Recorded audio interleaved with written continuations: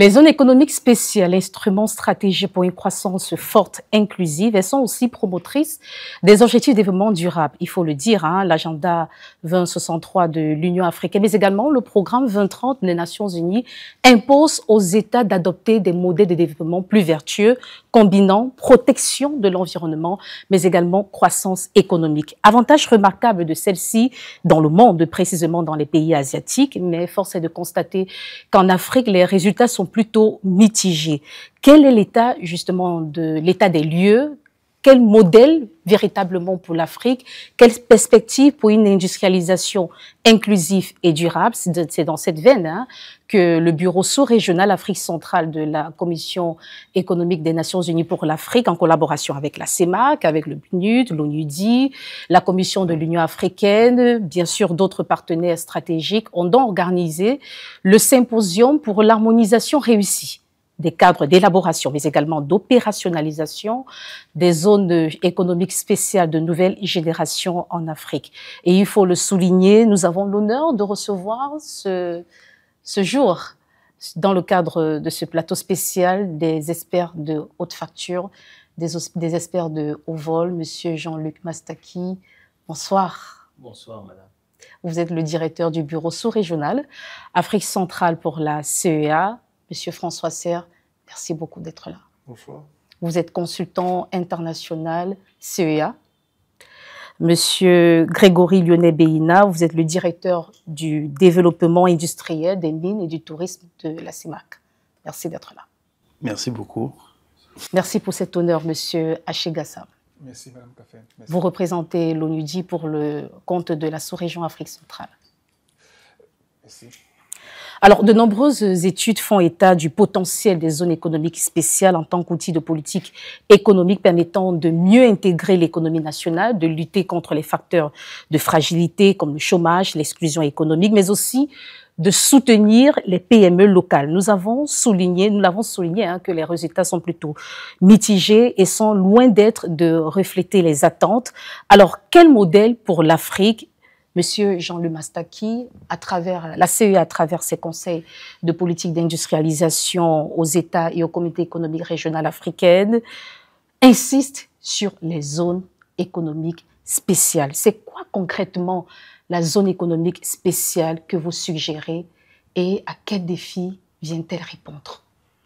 Merci beaucoup pour cette question qui permet d'expliquer tant soit peu un concept qui est usité de plus en plus dans les débats économiques aussi et qui est de plus en plus présent dans les politiques économiques de nos États.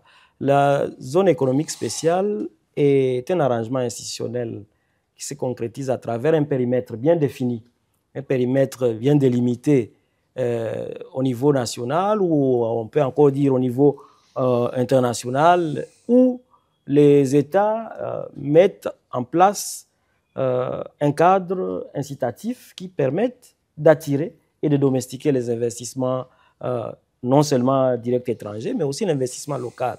Il s'agit de définir une zone, un périmètre géographique où les incitations fiscalo-douanières ainsi que d'autres dispositions d'infrastructures à externalité, telles que les infrastructures de connexion, les transports, l'énergie surtout, et qui permettrait alors, à petite échelle, de pouvoir attirer les investissements pour pouvoir industrialiser nos pays. Quel est le défi auquel ces arrangements répondent? C'est parce que lorsqu'on regarde la plupart de nos pays, ils ne sont pas dans les pelotons de tête quant au climat des affaires.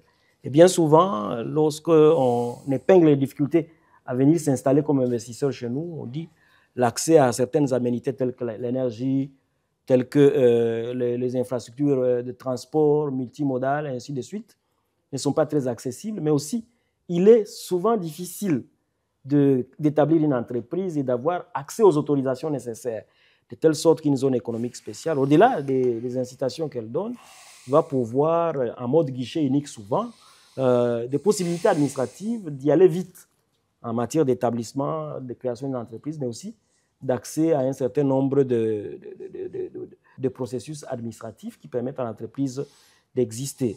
Deuxième défi auquel ces zones répondent, c'est lié à la qualité de la croissance et du modèle de développement que nous avons dans la sous-région. On sait que notre sous-région est richement dotée en ressources naturelles et son modèle de croissance est porté par l'exportation, la production et l'exportation des matières premières sans valeur ajoutée. En créant ces zones économiques spéciales, l'ambition est de pouvoir créer des écosystèmes qui permettent à ceux qui vont donner la valeur ajoutée à ces matières premières s'installent chez nous et nous permettent de diversifier ces économies.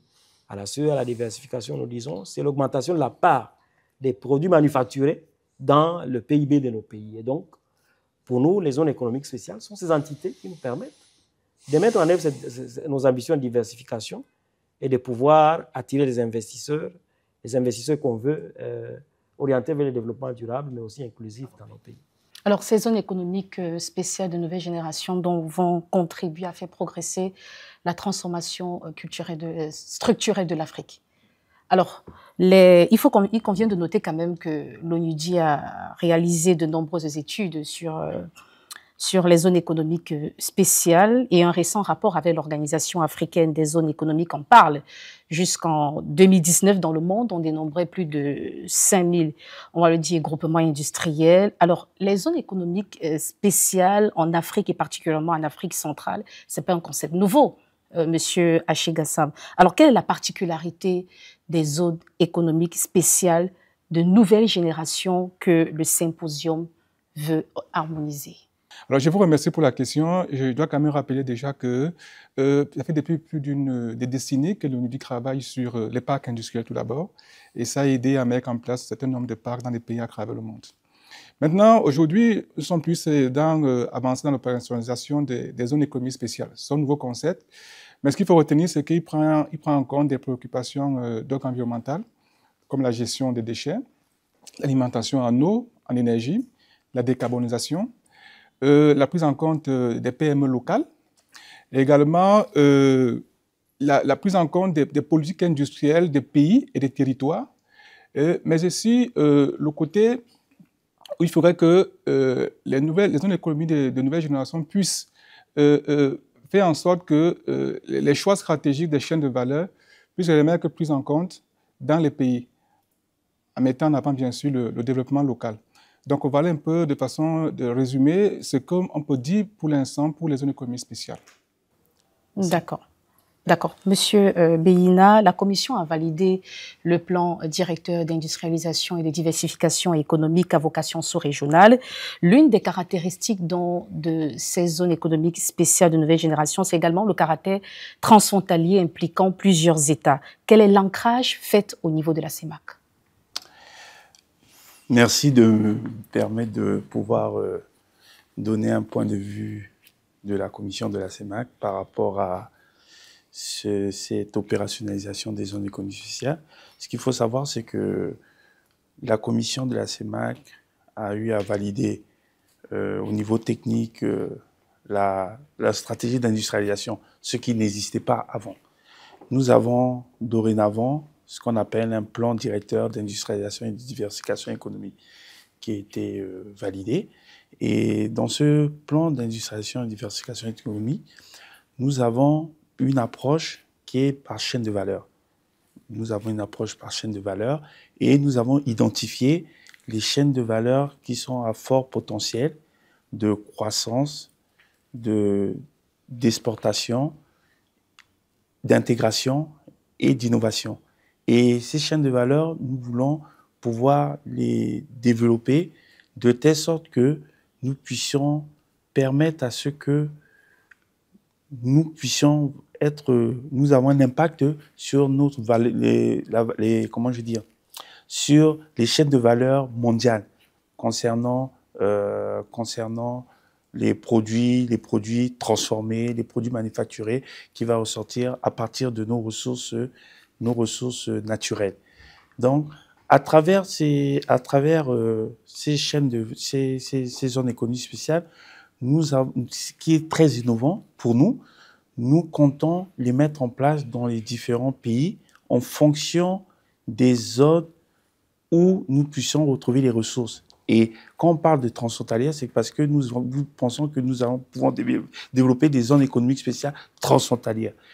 En ce moment, nous en avons deux. Déjà, il y a déjà un projet concernant le projet du fer qui concerne 2 pays, le Cameroun et le Congo, qui s'appelle Balam Nabema. Et ce projet de fer, nous pensons qu'il sera très important de pouvoir mettre en place une zone économique spéciale entre les 2 frontières. Nous avons également un projet important qui concerne le développement des zones des 3 frontières, qui concerne les 3 pays. Nous avons le Congo, nous avons le Gabon, le Cameroun et la Guinée équatoriale. Et il est question de développer une zone où nous allons pouvoir développer la plupart de certaines ressources, des ressources naturelles, comme par exemple les chaînes de valeur sur le bois, forêt-bois. Nous pensons également développer des chaînes de valeur sur agroalimentaire, dans lesquelles nous pourrons transformer ces produits qui pourront alimenter nos pays de la sous-région, alimenter, dans le cadre de la ZLECAf, les pays d'Afrique, et également atteindre le marché international. Voilà ce que je peux vous dire en ce moment. Alors, M. François Serre, M. Béina a souligné la nécessité de développer des chaînes de valeur régionales afin d'avoir un impact sur les chaînes de valeur mondiales. Vous avez une riche expérience, il faut le souligner, dans le développement des zones économiques spéciales et des parcs industriels en Afrique. Vous avez travaillé d'ailleurs avec la CEA dans l'élaboration du plan d'industrialisation et de diversification économique en Afrique centrale. Qu'est-ce qui peut justifier, selon vous, l'insuffisance même des résultats de la première génération et le passage à ces zones économiques spéciales de nouvelle génération? En fait, je pense que les zones économiques spéciales souffrent du même mal qui a affecté la gestion des ressources naturelles en Afrique depuis 60 ans, voire même depuis plus longtemps. Il n'y a pas de zone économique spéciale qui peut être couronnée de succès sans les ressources naturelles qui vont être transformées dans les zones économiques spéciales. Et en fait, le mal vient de ce que, depuis 10 ans, la plupart des zones, au plan réglementaire, ont été orientées vers l'exportation. C'est-à-dire, on exigeait que les développeurs et les entreprises exportent jusqu'à 60 voire 80% de leur production, pas forcément transformée, pour bénéficier d'incitations qui n'étaient pas justifiées par un niveau de transformation des produits agricoles ou industriels. Donc ça, c'est le premier problème. Et donc, en fait, qu'est-ce qui s'est passé entre-temps? Les États, affaiblis dans leur capacité à négocier ces projets, ont laissé venir un certain nombre de développeurs qui sont venus conclure des contrats de gré à gré et qui se sont concentrés, comme la réglementation le prévoyait, sur l'exportation, en transformant assez peu le bois, ou, comme c'est le cas de la RDC, et je pense que c'est l'exemple le plus criant, c'est-à-dire que la loi de RDC sur les zones économiques spéciales date de 2014, et depuis 2014, il n'y a pas de zone économique spéciale sur la mine en RDC, alors qu'il y a tout ce qu'il faut. Et en fait, ces produits, ces matériaux, ces substances minérales ont été vendus, et dans des conditions sûrement discutables, à un certain nombre de groupes étrangers, sans que les États en bénéficient. Donc en fait, le problème, c'est l'adossement de la politique de développement des zones économiques spéciales à la politique industrielle. Mais donc, on raisonne immédiatement en termes de souveraineté industrielle. C'est-à-dire que c'est le principe de souveraineté qui doit guider la façon dont les États développent ces projets. Et le problème, c'est qu'en fait, les États, et ça a été suffisamment dit quand on a écouté les pays de la CEMAC, voire les pays de l'EAC, ne sont pas véritablement impliqués dans le développement des zones. C'est-à-dire que pour qu'il y ait une zone, encore faut-il qu'il y ait une infrastructure routière. C'est pas au secteur privé de développer l'infrastructure routière. Donc on constate que les États ne sont pas suffisamment impliqués, attendent tout du secteur privé, ne font pas les routes, ne s'occupent pas de l'énergie, et donc bien évidemment, le secteur privé, surtout international, est là, et il prend ce qu'il est capable de prendre dans le cadre de négociations extrêmement difficiles. L'autre point très important qui a été soulevé aussi pendant ce séminaire, c'est la question de la non-inclusion des PME locales. Et on peut même dire que est-ce qu'il existe des PME suffisamment outillées, renforcées, avec des capacités pour s'insérer dans les ES. Donc aujourd'hui, effectivement, dans tous les pays sur lesquels j'ai travaillé, les PME locales ne sont pas là, n'ont pas profité. Donc il y a des modèles qui peuvent permettre de régler ces questions-là. Donc en fait, la grande question qu'il convient de régler, au-delà d'une réglementation régionale des zones économiques spéciales ou d'améliorer les réglementations nationales, c'est d'améliorer les réglementations sectorielles, qui en fait aussi bien sur les codes miniers que sur les codes en matière de forêt, ne permettent pas suffisamment aux entreprises qui viennent de se voir imposer des obligations de transformer localement. On dit, grosso modo, vous pouvez vendre localement jusqu'à 10-15% de la matière que vous récupérez, mais pas d'obligation de transformation. Et c'est ça, je pense, le véritable enjeu, si on veut que ce concept nouveau, de nouvelles générations, ne se transforme pas dans 5 ans avec des nouvelles générations. C'est-à-dire, il faut réformer d'abord les codes sectoriels pour assurer que, parce que c'est les secteurs qui vont faire que les ZES vont réussir. Sinon, on va avoir des ZES dans lesquels il y aura Coca-Cola, un certain nombre de choses. On va vendre des mouchoirs, on va vendre des PVC, des cycles de vélo, etc. Mais il n'y a pas, comme le disait monsieur le directeur, il n'y a pas de symbiose industrielle, il n'y a pas de réflexion d'économie circulaire. Donc, si on veut promouvoir une industrialisation, on est obligé d'adosser les ZES à la politique industrielle. Vous faites bien déjà même d'amorcer cette question, même, ou alors cette problématique des contraintes à lever. Vous avez souligné justement que les zones économiques spéciales aujourd'hui ne sont pas, il n'y a pas encore de zone économique spéciale à succès. Qu'est-ce qui bloque? Qu'est-ce qui fâche véritablement? Quelles contraintes à lever? Le financement au cœur des débats. Cette problématique continue de faire couler beaucoup d'encre et de salive. Alors, Monsieur Achille Gassam, l'une des contraintes qui se dresse à ce type de projet, c'est le financement. Selon vous, y aurait-il un modèle de financement, d'investissement adapté aux zones économiques spéciales et particulièrement aux zones économiques spéciales de nouvelles générations à développer en Afrique? Je vous remercie pour cette question parce qu'il faut dire qu'après les débats qu'on a eus depuis 2 jours, c'est une question qui revient toujours, la question des financements des ZES. Et le tour des études qu'on a pu faire, on s'est rendu compte qu'il y a 3 modèles essentiels de financement des ZES. Le premier modèle serait le financement par le secteur privé. En ce moment, c'est un investisseur privé qui vient avoir un développeur pour mettre en place la ZES. Ça, c'est une première possibilité. Et François l'a rappelé tout à l'heure parce qu'il y a souvent l'absence de la présence de l'État dans plusieurs zones sous-régionales, parties sous-régionales, et le secteur privé prend de l'élan. Le deuxième point serait également le financement par l'État, le gouvernement. Et c'est une modalité qui est employée également dans plusieurs sous-régions où c'est une agence gouvernementale avec les fonds publics qui développe la zone économique. Ça, c'est une deuxième option. La troisième option serait celle qui est la plus en vogue actuellement, celle d'un partenariat entre le secteur privé et l'État, sous forme de PPP. En ce moment, c'est le fonds public, c'est les fonds privés de l'investisseur et c'est le développeur. Je crois que cette option est l'option que l'ONUDI compte le plus appuyer ou faire plaidoyer, parce qu'elle semble être, d'après les études, la plus viable pour les besoins de développement des zones économiques spéciales en Afrique. Merci. Monsieur Beina, renforcer le partenariat entre le secteur privé et le secteur public, c'est un point ou alors un axe majeur qui sera davantage développé par l'ONUDI. Les experts indiquent que lorsqu'un projet industriel de type ZES s'étale sur un marché élargi, il est susceptible d'attirer des investisseurs. Alors, est-ce le levier sur lequel que la CEMAC compte activer même pour financer le développement des zones économiques spéciales? Bon, merci de me donner l'occasion. Effectivement, je rejoins également les collègues ici concernant la problématique de financement.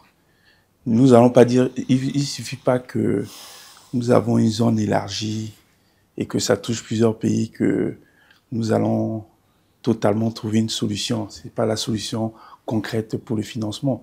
Je pense que ce qui est important déjà, c'est de pouvoir régler les problèmes des défis.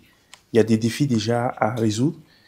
Par exemple, nous avons le défi des infrastructures physiques, qui est un défi important, et de qualité, parce que pour avoir des ZES, il faut que nous puissions avoir des ZES de qualité qui soient au statut international pour pouvoir permettre d'attirer les investissements étrangers là-dedans.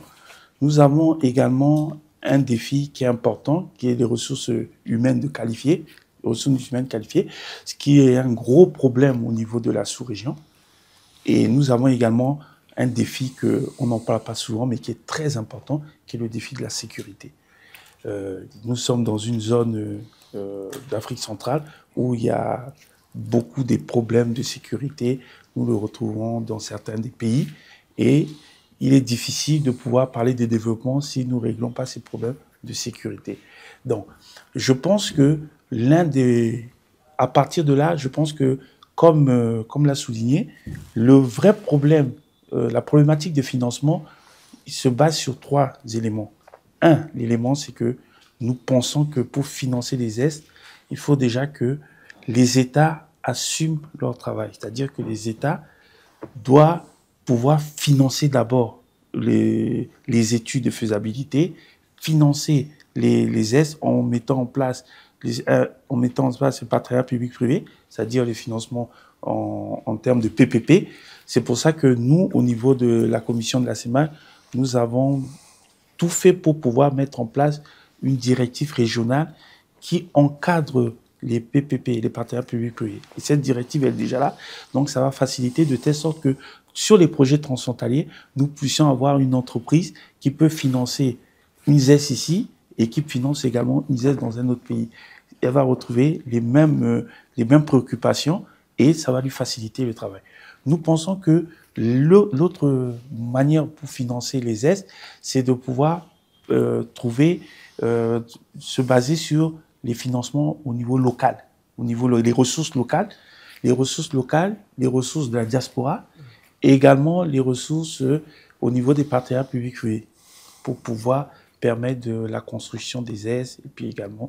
Et l'un des derniers aspects, c'est que nous avons une démarche, une approche de pouvoir trouver une comptabilisation des capitales naturels, c'est-à-dire nos ressources naturelles, nous puissions voir comment nous pouvons, avec une démarche par consortium, que tous les États soient d'accord et de telle sorte que nous puissions prendre ces ressources naturelles et pouvoir lever des fonds pour financer ces infrastructures qui sont des financements qui sont assez importants et assez lourds, comme les infrastructures de base, comme nous avons les routes, les ports, et que nous sommes pertinemment que la solution ultime en ce moment, c'est le développement des EST parce que nos États ont un problème d'infrastructure de base.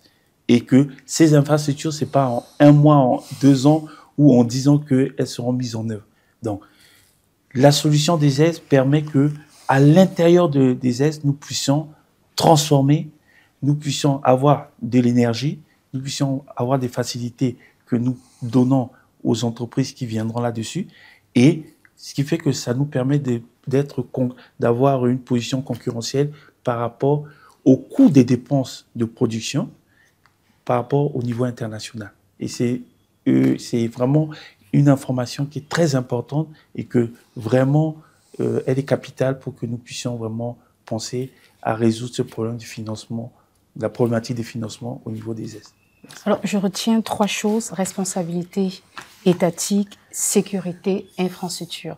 Mais est-ce que vous avez le sentiment que le message passe véritablement? Oui, le message passe. C'est pour ça qu'on fait des échanges de réunions et je salue la CEA par rapport à ça parce que lorsqu'on met en place des symposiums, ça permet de pouvoir lancer des réflexions, d'aller les mûrir et de voir comment nous allons les faire passer au niveau des gouvernants.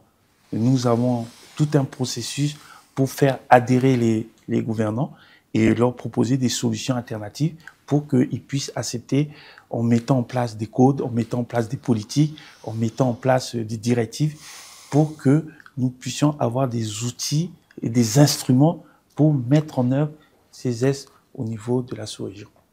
Merci beaucoup.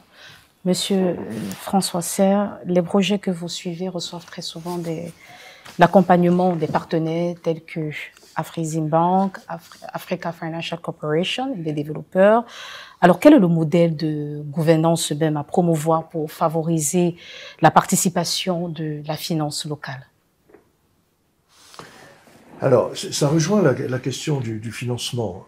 En fait, si vous voulez, le développement des projets de ZES, il faut bien séparer les différents segments. Le premier segment, c'est le segment qui va faire que l'État va trouver, à travers l'instrument de la ZES, le développement de sa politique industrielle. Donc, il faut des études.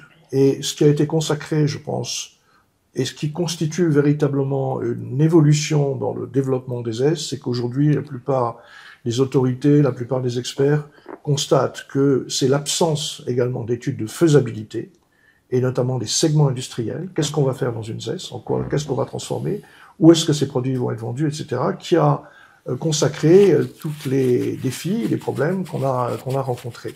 Donc en fait, je reprends également sur la question du financement de cette première partie, ce qui est en train d'être consacré à travers des réglementations sur lesquelles j'ai travaillé, notamment au Burundi et en RDC, c'est la création de fonds de développement des S. C'est-à-dire qu'il n'est pas normal que les États nous disent on n'a pas de moyens. À partir du moment où ils ont des ressources naturelles qu'ils peuvent exploiter, minières, agricoles, forestières, etc., ils peuvent dégager des ressources. Les redevances minières, par exemple, ne sont pas là simplement que pour rentrer dans le budget de l'État. Ils sont là pour financer ce qui va être en définitive transformé dans la ZES, c'est-à-dire que l'État assume ses responsabilités en développant des routes, en développant, etc. Parce que quand on attire les investisseurs ne sont pas là, en termes de financement, pour construire les routes. Une fois qu'on a fait ces études de faisabilité, financées par la partie publique, on a tous les éléments pour construire un plan de développement.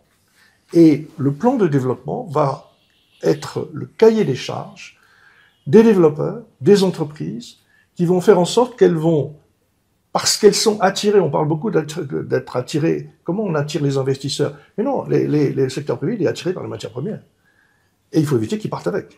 Donc en fait, parce qu'il y a ça, il faut faire des conditionnalités en disant, OK, venez prendre des matières premières, transformez-les sur place. Ce qui s'est passé avec Tangemel, par exemple, au Maroc, Peugeot et Renault sont venus, et en fait, ils ont construit autour un écosystème. Ça a été tout un développement, et aujourd'hui, il y a plein de PME. Aujourd'hui, les cadres qui dirigent les entreprises qui sont installés à Tangemed, Coca-Cola, etc., sont tous marocains. Donc en fait, il faut arrêter de dire, bon, il n'y a pas d'attirer des investissements. Les matières premières sont là pour imposer aux gens de venir et pas pour partir avec. Donc je pense qu'une fois qu'on a réglé ces premiers problèmes, qu'on a une étude de faisabilité, il faut faire des appels d'offres. Et il faut consacrer une compétitivité avec des développeurs qui peuvent venir et en concurrence pour développer tel ou tel projet. On peut plus continuer à faire des gré à gré dans les conditions extrêmement difficiles où les États sont affaiblis et où en fait les développeurs viennent qui font, bon, pour certains carrément de la prédation. Donc je pense qu'il faut arrêter avec ces modèles-là. Après, à partir du moment où tout ce cadre est bien organisé, c'est principalement un cadre de gouvernance, les entreprises qui vont s'installer dans les S, elles ont la capacité de financer les unités industrielles. C'est pas le développeur qui est censé faire ça. Donc elles vont faire l'atelier qui va permettre la transformation de la mangue, etc., ou du fer en acier. Ça, c'est leur responsabilité. Donc en fait, c'est tout ce cadre de gouvernance où les gens viennent parce que les entreprises se disent, bon, dans quel cadre je vais arriver, parce que c'est pas suffisamment développé, et les États font pas le travail. Donc en fait, on a un modèle depuis 10 ans où en fait, les États disent non. C'est un peu comme les PPP il y a 10 ans ou 15 ans ou 20 ans. En fait, on se retire de ça. C'est le privé qui fait tout, nous on fait rien. Donc il faut arrêter avec ça et les États doivent reprendre la main. La main sur la politique, la stratégie, sur la conduite des projets et faire effectivement des partenariats publics-privés, mais qui soient équilibrés, dans lequel le privé attend des choses de l'État et l'État attend des choses du privé. Et donc après, une fois qu'on a réglé ça, les questions de finances locales posent d'autres problèmes. C'est-à-dire que aujourd'hui, les banques locales, qu'est-ce qu'elles financent? Des projets immobiliers à 7 ans. Donc les impliquer dans des projets qui vont durer 20, 30, 50 ans, c'est extrêmement compliqué, surtout quand ils se posent quand ils se positionnent dans des conditions qui sont pas satisfaisantes. C'est pour ça que cette solution que je propose, c'est-à-dire le développement de fonds financiers de développement des S, dont les ressources sont tirées de l'exploitation des ressources minières notamment, le sous-sol, pour reprendre une expression qui a été souvent évoquée à Makutano, en RDC, etc., le sous-sol doit financer les S. C'est ça qui permettra, je dirais, d'assurer un développement harmonieux des S et d'assurer que les gens vont venir, etc. Mais ils peuvent avoir des incitations, mais qu'ils transforment sur place. Ce qu'on constate aujourd'hui, c'est qu'en fait, les niveaux de transformation qui sont exigés des partenaires privés sont très faibles. La transformation du bois, la première transformation, c'est quoi? Je prends le grume, je le débite en tranches et ça part dans des containers. C'est plus acceptable, ça. Et il faut que les codes forestiers effectivement, modifie de telle sorte que, effectivement, les zones forestières qui sont en train d'être développées depuis 10 ans au Gabon et qui vont être développées en RDC à Brazzaville, on n'est pas là pour débiter les grumes. On interdit l'exportation des grumes. Mais s'il s'agit de les débiter en tranches pour les mettre dans des containers, c'est plus acceptable pour les États. Le sous-sol doit financer les zones économiques spéciales. C'est assez profond, M. Jean-Louis Mastaki. Et dans le processus du développement de la zone économique spéciale sur l'initiative de la batterie et des véhicules électriques entre la République démocratique du Congo et la Zambie, la CEA et ses partenaires stratégiques ont dialogué avec le secteur privé local pour encourager justement à investir. L'Afrique centrale est connue pour le paradoxe de la surliquidité des établissements de crédit, précisément les banques commerciales. Quel type de financement, selon vous, pour le secteur privé local est-il envisageable même dans un tel contexte? Merci bien. Je crois que les problématiques d'accompagnement des Est, telles que M. Serre vient de le dire, doit embrasser une approche globale qui doit toucher aussi bien aux aspects légaux des régulations et réglementaires, mais aussi sur des questions de financement, des questions de développement des compétences et de formation des jeunes. Mais tout ceci, évidemment, nous ramène à la question de la gouvernance de façon générale, comme il a été souligné. Les questions de financement, c'est la question. Pour la zone économique spéciale entre la RDC et la Zambie sur les précurseurs des batteries et les batteries, sachant que la zone, étant donné les dotations en ressources naturelles qu'elle regorge, elle est responsable de la grande partie du commerce du cobalt au niveau de l'exportation du cobalt au niveau mondial. Mais la valeur ajoutée est très très faible.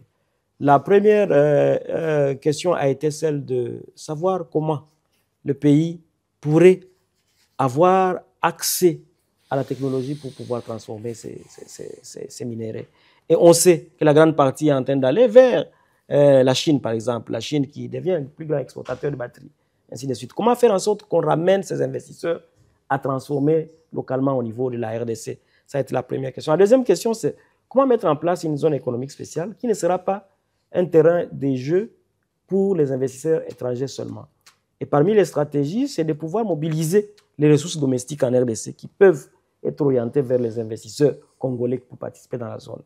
Et des dialogues que nous avons à la CEA organisés avec le secteur bancaire en RDC, on s'est rendu compte effectivement que le secteur bancaire, la RDC, comme vous l'avez dit, comme pour d'autres pays, est sur liquide et pourrait avoir des ressources équivalentes aux ressources dont on a besoin pour développer la zone. Mais il faut comprendre la nature des épargnes de nos pays.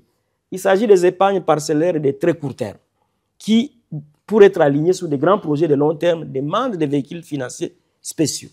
Et c'est le premier défi.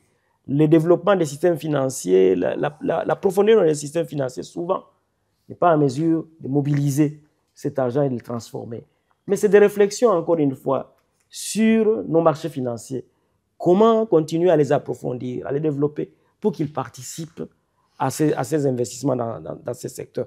Il va falloir aussi poser la question de la qualité d'investisseurs que nous avons, qui se cantonnent à des secteurs bien spécifiques. Ce sera le commerce, l'achat pour la revente essentiellement, l'import-export, et qui n'est pas encore habitué à des métiers de transformation, des métiers assez sophistiqués, qui demandent encore qu'ils soient accompagnés.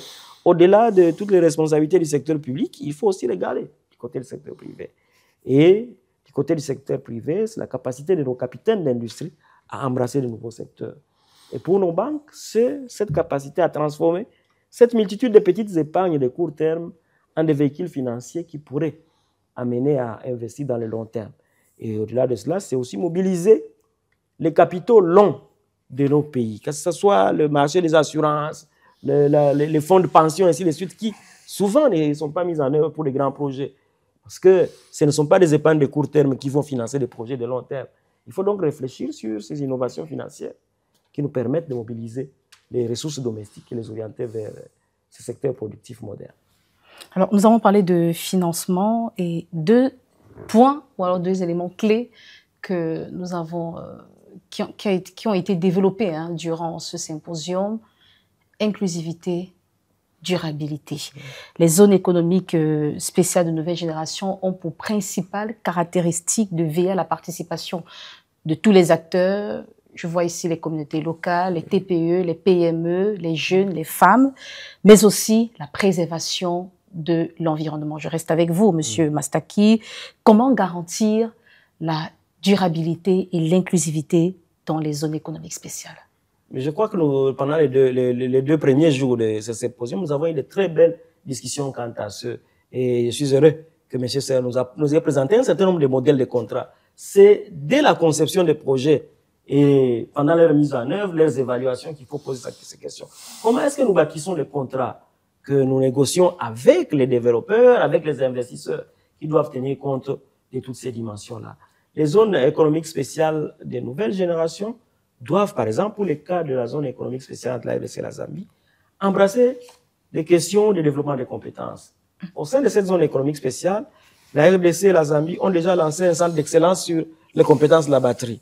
Il s'agit d'associer la zone économique spéciale avec les institutions de formation, avec les écoles de polytechniques, pour qu'on forme des jeunes qui pourraient être employables au sein des zones. Parce que souvent, on dit que nos jeunes ne sont pas qualifiés pour avoir accès à ces emplois.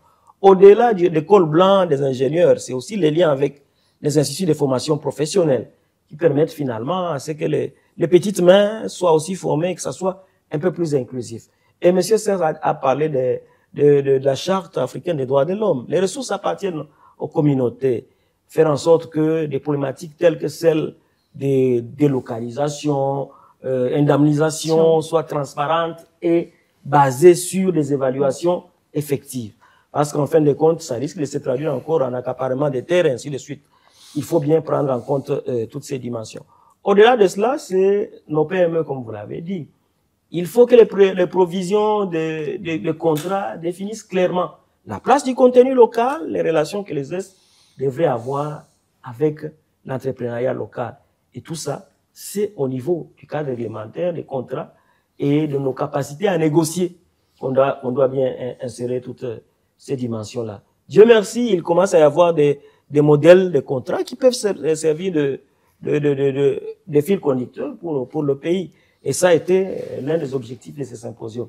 Nous exposer à ces cas-là où les négociations ont été conduites dans des bonnes conditions pour assurer la durabilité et l'inclusivité. Et nous présenter aussi des cas où les négociations ont été mal conduites et où les risques qu'on se retrouve avec les erreurs du passé sont assez probants. Et donc, c'est au niveau des contrats et de leur mise en œuvre. Au-delà de la de la signature des contrats, c'est comment on les met en œuvre, comment on les évalue, ainsi de suite. Lorsqu'on regarde la panoplie des contrats que nos États signent, et à la fin, les entités qui doivent évaluer ne les font pas ou ne tirent pas des leçons ou ne sanctionnent pas, ça fait problème. Il faut donc regarder sur tous les cycles de projet. Monsieur Ngassam, quelle formule utiliser pour les défis de compétences et d'employabilité des jeunes, pour les jeunes?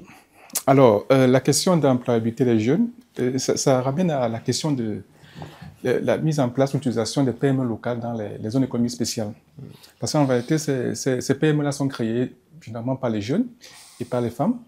Et ce sont une source de création d'emplois. Et ça ramène également à une question qui est celle de la sous-traitance et de la sous-traitance et la prise en compte du contenu local.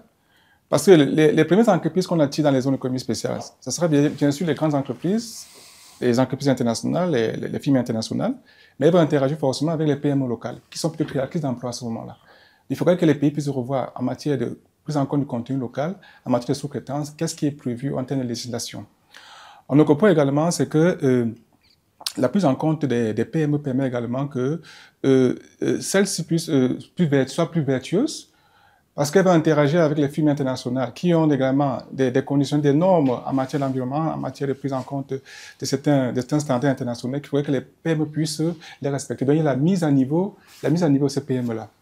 L'employabilité appelle également un autre aspect. Avant de créer une zone économique spéciale, il y a des études préalables qui sont faites. Et souvent, comme elles sont spécialisées, elles sont liées à une filière ou une chaîne de valeur. Donc, déjà en amont, on peut savoir quels sont les corps de métier qui sont impliqués dans cette chaîne de valeur-là. Et à ce niveau-là, il y a donc des formations qui peuvent être organisées par les structures de formation ou bien des reconversions des métiers. Donc, c'est tous ces aspects-là qui permettent effectivement qu'on ait de l'employabilité dans les territoires où sont implantées effectivement ces zones économiques spéciales. Merci. Mais bien sûr, vous soulignez le fait que ces PME sont très souvent gérées par des jeunes ou alors des femmes, et ces jeunes des femmes qui mettent encore sur la table le problème de financement par les banques, les lourdeurs administratives. Est-ce que c'est véritablement un réel alibi? Oh, effectivement, les travaux qu'on a pu faire avec les PME, on s'est rendu compte qu'elles souffraient l'une des contraintes qu'elles avaient, c'était les contraintes de financement. Financement parce que quelquefois, elles avaient des contrats, mais pour exécuter ces contrats-là, elles prenaient des crédits bancaires et qui, prenons un exemple, prend un crédit sur 3 mois, mais si le donneur d'ordre, la grande entreprise, paye après 6 mois, finalement, c'est la PME qui finance la grande entreprise. Donc, ça crée des problèmes dans la trésorerie de la PME et ça crée des lenteurs, des lourdeurs. Donc, la question du financement est un problème réel. Il y a des solutions pour cela. Il y a des projets qu'on met en place pour que les PME qui sont impliquées dans ce type d'accord, de ce partenariat, puissent être financées du côté du haut du bilan par des banques partenaires. C'est également possible. Donc, la question du financement, ce n'est pas une question qu'on peut éluder, c'est une question réelle, mais il y a des solutions en cela. Monsieur Beina, quelle approche la CEMAC envisage-t-elle pour utilise-t-elle, autant pour moi, pour encadrer même les défis d'inclusivité et de durabilité? Oui, déjà, il faut savoir, c'est que au niveau de la CEMAC, pour tenir compte des défis d'inclusivité et de durabilité, c'est que dans l'organisation des zones économiques spéciales, il y a un certain nombre de prérequis à mettre en place. Et comme les prérequis que nous avons cités tout à l'heure concernant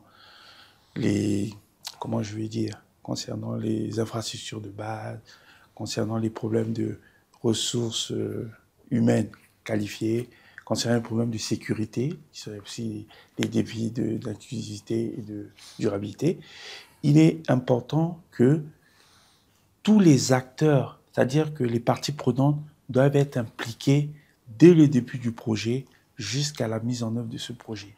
C'est-à-dire que les parties prenantes, nous en avons 3 groupes.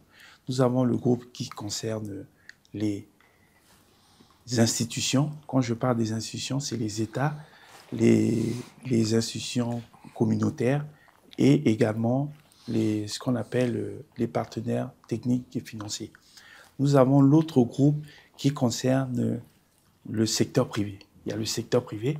Et le troisième groupe, c'est la société civile, où là-dedans, il y a les personnes défavorisées et les personnes qui vivent également dans les zones où les projets des zones économiques spéciales devront être montés. Donc, tous ces acteurs-là, c'est important de pouvoir les impliquer dès le début et de faire en telle sorte qu'ils sont partie prenante dans la mise en place de ce projet. Tant que cela ne sera pas fait, c'est une conditionnalité que nous sommes voués à l'échec.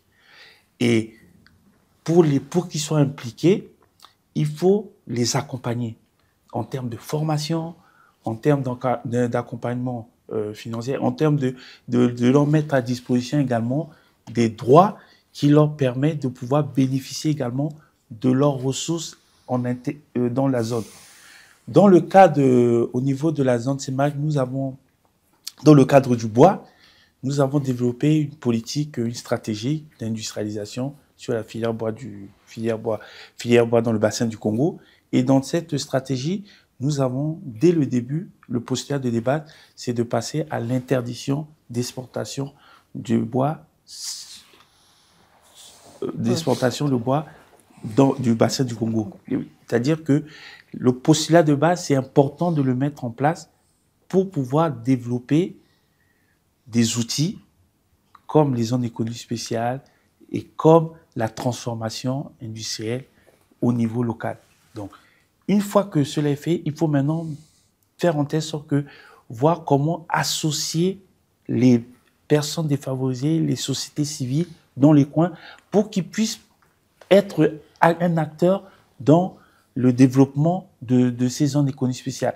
C'est-à-dire que, par exemple, dans le domaine du bois, ce qu'on a fait, c'est qu'on interdit l'exportation de manière brute, mais on permet à ce que dans des zones, les artisans ou les populations qui coupent le bois, même s'ils ne le transforment pas dans la première transformation, comme l'avait dit l'avait dit François, il est question que cela, on leur donne la possibilité de pouvoir, de vendre leurs ressources à des zones économiques spéciales qui passent à la transformation et également de pouvoir le vendre dans la sous-région de test, parce que le problème, c'est que l'interdiction, c'est hors de la zone CEMAC. Mais le bois coupé de manière brute peut être vendu dans les autres pays et particulièrement dans les pays comme le Tchad où ils n'ont pas de bois. Donc, ça permet à le développement des PME, et ça permet à ce que certaines PME qui n'ont pas les moyens pour acquérir du matériel de transformation peuvent continuer à poursuivre leurs activités. Donc, il y a tout ce processus-là également. Il y a le processus également de formation, de renforcement de capacités et de permettre à ce que les personnes dans les zones-là puissent apprendre un autre métier et puissent passer du métier de couper les bois à un métier de pouvoir travailler dans la transformation. Donc, il y a tout ce genre de choses. Dans le cadre des mines, nous l'avons fait. Aussi, dans le cadre des mines, nous avons mis en place deux écoles. Une école au niveau de Sambelima, une grande école où nous avons formé des spécialistes dans le domaine des métiers du bois et également dans le domaine des métiers des mines. Cette école est là, elle existe, et ça permettra à ce que dans cette zone où il y a le projet comme Balam, Nabema, ces personnes-là pourront bénéficier et pourront être reversées dans ces zones d'économie sociale ou dans les grands projets miniers qui sont par rapport à ça. Donc, en termes d'inclusivité, de durabilité, nous pensons que une zone économique spéciale nouvelle génération doit tenir compte de concepts de l'environnement, des concepts des populations, les intégrer là-dedans, le concept également des nouvelles technologies, c'est-à-dire les technologies 4.0, pour que ces zones-là puissent vraiment être au même niveau que les zones économiques spéciales que nous retrouvons dans des autres pays. Donc, en termes c'est ce qui est prévu, et tout cela, il faut que derrière, nous puissions mettre en place des directives régionales, de telle sorte que plusieurs pays puissent aller tous ensemble. C'est-à-dire que les directives, de telle sorte que tous les pays respectent ces directives et tous les pays puissent pouvoir œuvrer à mettre en place des projets en commun pour qu'on puisse développer des zones économiques spéciales transfrontalières, des zones économiques spéciales sur mesure et ainsi de suite. Voilà. Participation de tous les acteurs, c'est important, mais surtout implication réelle de tous ces acteurs-là dès le début du projet jusqu'à la phase même de la matérialisation ou mieux de l'implémentation. Monsieur Serre, pouvez-vous nous partager une expérience réussie même de préservation des droits des communautés locales dans les zones économiques spéciales? Elles sont rares. Elles sont rares parce que, en fait, j'ai expliqué comment se développent ces projets. Donc, souvent, il y a un face-à-face entre l'État et un développeur, ou même les administrations des S ne participent pas forcément aux négociations. Il n'y a pas forcément d'études de faisabilité, justement, où en amont, on va voir quels sont les droits fonciers, comment on inclut les PME locales, les communautés rurales, etc. Donc elles sont rares, et en fait, peut-être que dans des projets plus simples, c'est-à-dire des clusters, ou dans des projets, je dirais, moins étendus, on arrive à prendre en compte ça. Je voudrais citer peut-être deux exemples.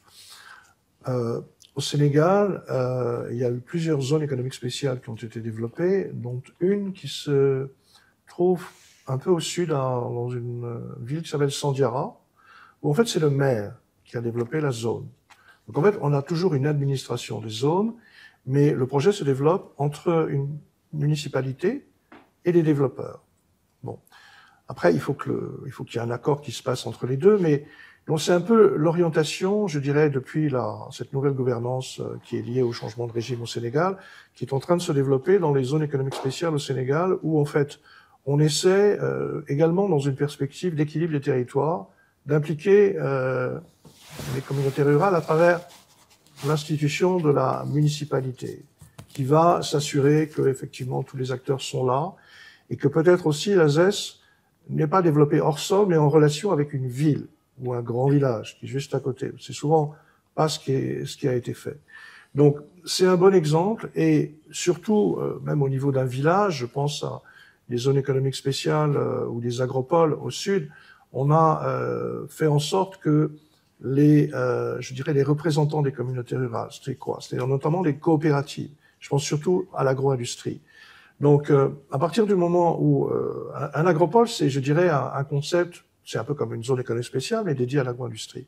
Donc, en fait, c'est un concept assez large qui fait qu'on a un module central, généralement près d'un port, etc.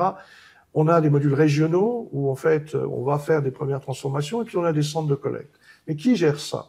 Et donc, c'est là où, effectivement, les communautés rurales, les coopératives de femmes, notamment dans l'arachide au Sénégal ou dans les mandres, peuvent être impliquées. Donc, il faut effectivement que ces communautés soient prises en charge. Donc, on a un double problème. On a un problème foncier. À qui appartient la terre? Et souvent, ces personnes disent, mais attendez, nous, on gère cette terre, on la travaille depuis des centaines d'années, donc c'est à nous. Donc, ça veut dire qu'il faut régler ce premier problème. Et il faut le régler en faisant en sorte que si l'État reprend la propriété de cette terre, ben, il trouve un moyen d'inclure les populations dans un projet. Bon, c'est un premier problème.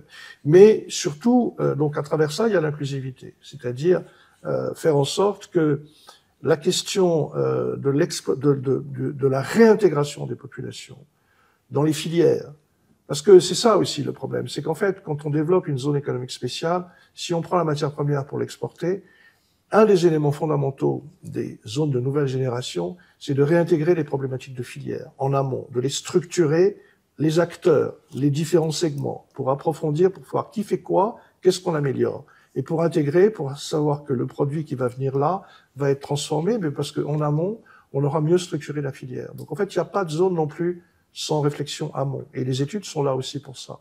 Donc c'est un premier exemple. Après, il y a, je dirais, des problématiques que j'ai vues au Sénégal de régulation foncière. C'est-à-dire que c'était pas forcément des zones, mais c'était plutôt des grands projets de rizières où, en fait, on prend 100 ou 150 hectares. Il y a une partie qui est développée par le développeur. Il y a une partie qui est développée par les paysans. Et donc, les paysans ne sont plus des employés, entre guillemets, employer un terme, des esclaves, enfin, je veux dire, c'est-à-dire qu'ils vont devenir vraiment des producteurs, ils participent à un projet et ils apportent éventuellement leurs produits à celui qui va gérer la zone et qui va donc en fait, au niveau de je dirais, de la légitimité du projet, c'est déjà un peu plus intéressant. Et ils apportent la transformation, donc ils ont leurs propres revenus, etc. Donc, ces questions de régulation foncière qui permettent d'inclure sont des modèles intéressants.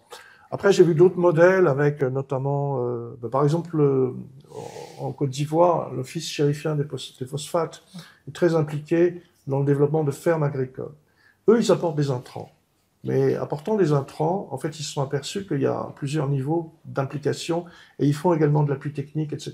Donc, c'est pas des agropoles, ça, c'est des fermes modèles. Mais c'est une façon aussi de régler les problématiques des producteurs. Et en fait, ce qu'on s'aperçoit, c'est que, je reprends l'exemple du Sénégal et des agropoles, les ZES ou les agropoles ne peuvent pas bien se développer si les plateformes qui entourent les agropoles ne sont pas prises en compte, notamment par les bailleurs. Et je voudrais signaler notamment le rôle d'Enabel, la coopération belge au Sénégal, qui fait un travail formidable sur le développement de ces plateformes, parce qu'elles structurent les filières, en fait, qui vont être l'amont des ZES. Et sans amont, il n'y a pas de ZES. Donc, c'est ça qui me paraît très important de souligner, et c'est ça qui permettrait effectivement de ne pas connaître les déceptions ou les ZES dont les résultats sont mitigés, comme vous le disiez au début de cette interview. D'accord. Les questions de financement, d'inclusivité, de durabilité méritent davantage une attention particulière. Après un tel diagnostic posé, que faire aujourd'hui pour l'opérationnalisation rapide des zones économiques spéciales de nouvelle génération? Je reste avec vous. Vous avez été un acteur clé, on va le dire ainsi, de ce symposium qui s'achève. Quels seraient pour vous les bons indicateurs d'une bonne appropriation des éléments pour une harmonisation réussie des zones économiques spéciales? OK. En fait, il y a eu pendant ce séminaire une intervention d'experts de l'Union africaine qui ont fait un benchmark de l'inclusivité des SME, des PME locales, un peu partout en Afrique. On s'aperçoit que les éléments de succès qu'ils ont indiqués sont au Maghreb, en Afrique anglophone et dans l'Afrique australe. Il n'y a pas un exemple, me semble-t-il, qui a été donné de succès dans ce qui se développe en Afrique centrale, particulièrement dans la zone CEMAC. Donc on connaît bien les problématiques à régler. Je pense qu'il faut renverser la table complètement et faire en sorte qu'aujourd'hui, la première préoccupation des États, c'est comment ils vont gérer l'exploitation de leurs ressources naturelles. Et là, il y a beaucoup d'efforts qui sont faits par la CEA, notamment à travers, je dirais, une réflexion. Les ressources naturelles sont un vecteur de capital, de mobilisation du capital, création de consortiums publics, privés, qui vont faire que les ressources naturelles du bassin du Congo, mais c'est pas simplement la forêt, c'est le soleil, c'est l'eau, c'est la terre, c'est le sable, c'est tout ce qui est ressources naturelles, vont être un élément de mobilisation. Et ces modèles-là ont été développés en Europe, de consortium, c'est comme ça qu'Airbus aussi a été développé. Donc ça me paraît essentiel, les ressources naturelles, la transformation, les études de faisabilité, et qui vont permettre de développer des plans de développement. On va plus être dans des schémas, comme j'ai dit, de gré à gré, dans lesquels vont se rencontrer des développeurs qui défendent leurs intérêts et des États qui ne défendent pas les intérêts des populations. Donc en fait, il faut un renversement complet de la table pour faire en sorte qu'aujourd'hui, l'Afrique reprennent la mainmise sur ces matières premières, quitte à revoir un certain nombre de contrats, les exploitent différemment et fassent en sorte que la matière première, on la sort de la mine pour la poser dans la zone. Et c'est pour ça que, voilà, je comprendrais pas, c'est comme, si vous voulez, le Sénégal découvre du pétrole et du gaz. Ces ressources formidables, pourquoi elles ne viendraient pas développer une zone de pétrochimie pas très loin de Dakar? Donc en fait, on est là pour prendre des matières premières et pour les transformer dans des zones. Donc, ce lien est fondamental. Et à travers ça, effectivement, comme on dit tous les collègues, c'est des engagements de l'État, pas simplement en termes d'infrastructure, mais ils doivent accompagner le renforcement des capacités. Et donc dans les réglementations qu'on a posées récemment en RDC, c'est faire en sorte qu'il y ait dans chaque zone des centres de PME où les développeurs et les entreprises pourront s'adresser pour savoir, là j'ai besoin de carton, est-ce qu'il y a une entreprise qui peut nous fournir des cartons pour emballer des fruits ou je ne sais quoi? Donc en fait, il faut aussi qu'en amont, les PME locales et à travers leurs organisations représentatives soient présentes dans la zone. Il faut des espaces dans la zone où il y a des incubateurs, où les jeunes, les développeurs sont là pour faire un bâtiment dans lequel les startups vont s'installer. Ils ont tellement de capacités et d'intelligence, pas simplement artificielle, mais de vraies intelligences sur le développement du pays, que les jeunes doivent pouvoir s'installer dans la zone et bénéficier et s'enrichir, partager entre eux, discuter, avoir des centres de formation, des lycées, etc. Je vois par exemple Tatu City au Kenya, qui est, à mon avis, l'exemple d'une zone intéressante, puisqu'on est parti de quoi? On rachète le terrain à des Belges, on fait un parc industriel, et maintenant on est dans un concept de ville durable. Dans cette zone, il y a des cliniques, il y a des écoles, il y a des universités. Il y a bien évidemment des... Donc, et tout ça, je pense, pour en terminer sur la question du financement, on n'a plus parlé des fonds verts. Mais je pense qu'aujourd'hui, ces projets-là ne peuvent qu'intéresser, peut-être pas la finance locale, mais ceux qui sont en capacité de gérer les fonds verts. Ils ont besoin de trouver des projets. Et si on fait, comme le recommande l'ONUDI à travers cette directive et sur les écoparcs, dont on n'a pas parlé, c'est-à-dire des parcs qui sont dans cette problématique de circularité et de symbiose industrielle, on pourra trouver probablement des fonds à long terme qui trouveront un intérêt à s'impliquer dans ces projets. Ressources naturelles, transformation, études de faisabilité. Monsieur le directeur de l'industrie, des mines, du tourisme, de la CEMAC, en lien avec la stratégie d'import-substitution validée par les chefs d'État, quelle perspective donc pour l'accélération des zones économiques spéciales de nouvelle génération, pour développer les chaînes de valeur prioritaires du plan directeur d'industrialisation et diversification économique en Afrique centrale à travers les leçons apprises durant ce symposium? Oui, bon, disons que oui, les leçons apprises du symposium par rapport aux chaînes de valeur. Ce qu'il faut savoir, c'est que la stratégie d'import-substitution des produits du cru a été validée par les chefs d'État l'année dernière, c'est-à-dire c'était en mars 2023. Mars 2023, non, 2023, c'est pas l'année dernière, il y a 2 ans. Ça a été adopté par les chefs d'État et il est question que c'est une priorité. Nous, au niveau de la CEMAC, nous devons mettre en œuvre cette stratégie. Donc, l'une des choses que nous avons commencé à faire, c'est déjà de pouvoir mettre en place des filières. Nous savons qu'au niveau de ces produits de cru, il y a 3 filières qui ressortent. Il y a d'abord la filière qui concerne les produits agroalimentaires, qui concerne le manioc, le maïs.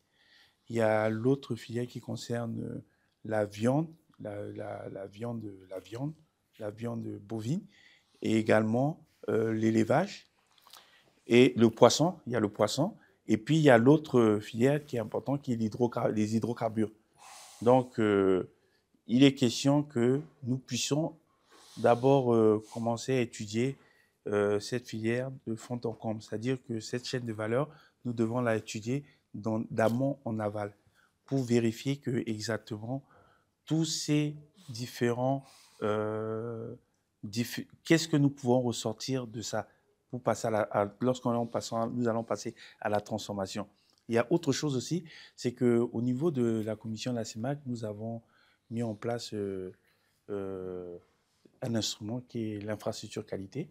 Nous avons des structures qui sont là, nous avons mis en place un conseil régional qualité et puis des structures de coopération qui nous permettent de pouvoir passer à la normalisation de ces différentes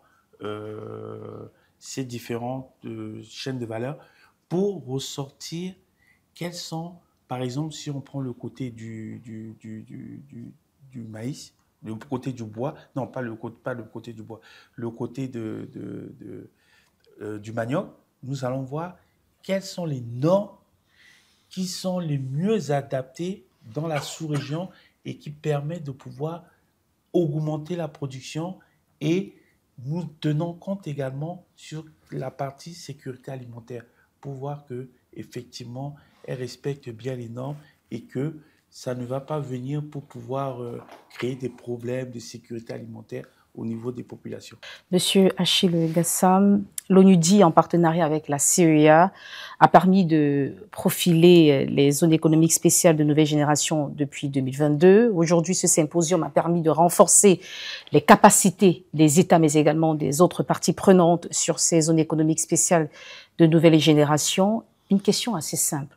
What next, si on veut traduire tout cela en réalité? Ok, ça c'est une très belle question. La suite après?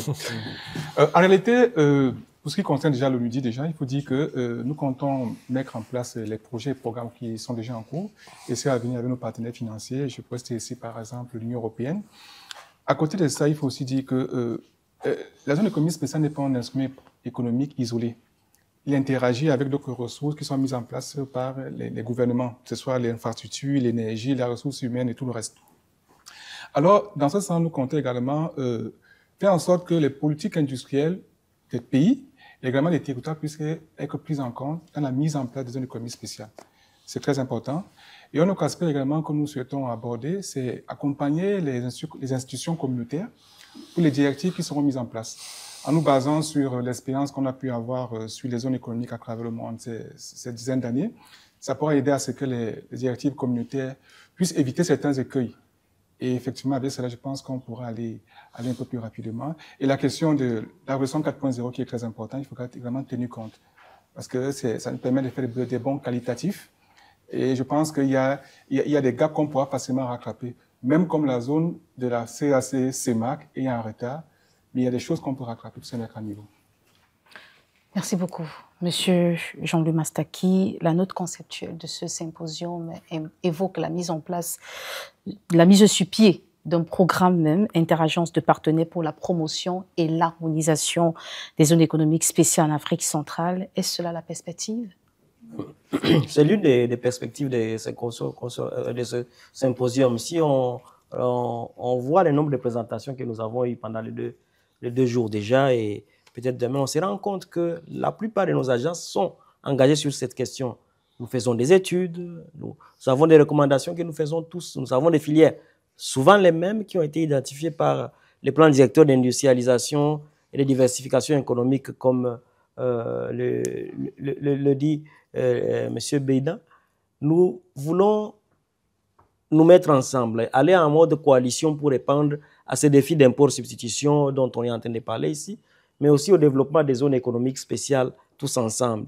En commençant d'abord par les agences des Nations Unies.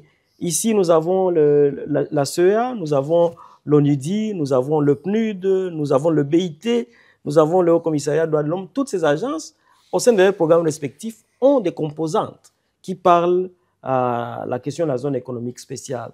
Nous gagnerons en y allant en coalition, en y allant ensemble. Et lorsqu'on regarde du côté de nos communautés économiques régionales, que ce soit la CEAC, que ce soit la CEMAC, déjà les plans directeurs d'industrialisation est un plan de l'Afrique centrale. Et donc, nous avons beaucoup de terrains communs qui appellent à ce que nous puissions travailler en coalition pour faire avancer ces questions. Et nous pensons que nous allons gagner non seulement en termes d'économie d'échelle, nous allons gagner en termes d'efficience et en termes d'impact et de visibilité si nous y allons de cette façon. Et nous, à la CEA, nous sommes engagés à pouvoir jouer notre partition afin que nous puissions avancer ensemble, mettant ensemble nos expertises, nos ressources et nos énergies pour pouvoir faire avancer cette problématique au sein de nos pays.